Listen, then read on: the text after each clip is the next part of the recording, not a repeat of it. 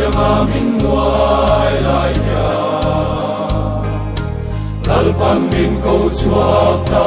zoram pa balai te o amakin avaro kuie lalpan min ko ta zoram pa balai te lalpan min ko ta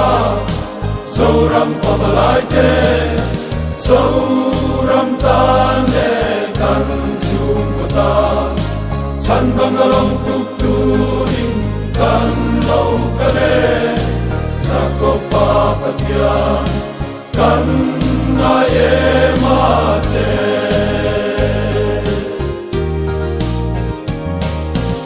arsan na le music lao thom para po inung tu tharau thiang lim kan ngai em che no vanga tu oi zel puri lalpan min ko ta zoram pa balai te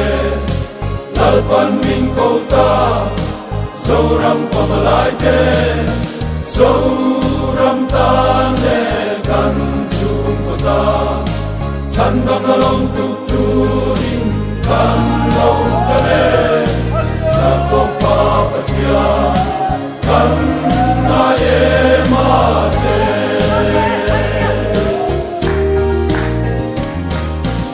i ko ran ta mal som kan ni zel thei na i tharau thiang min pe ka wangin lalpa Iswa Krista kan joy moi zela lalpan min ko ta zoram pa balai te lalpan min ko ta zoram pa balai te zoram tan le kan chung ko ta chan dang along tuk turin kan lo ka le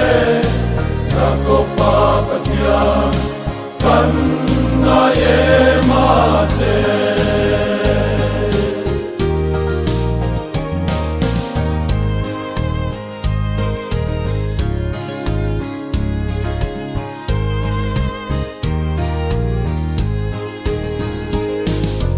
o suana ten chung puya min chi me ke min puiro Christian chu qua min nei til zela i tum dan roa a om thei si lo lalpan min ko ta zoram pa balai te lalpan min ko ta zoram pa balai te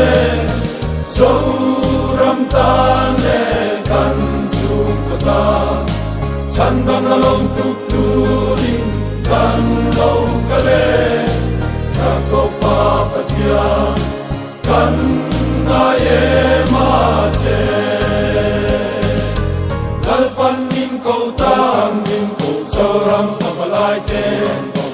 lalpan min ko ta min ko zoram pa balai te zoram tan le kan chung ko ta chan dang along tuk turin kan lo ka le sa ko pa patia kan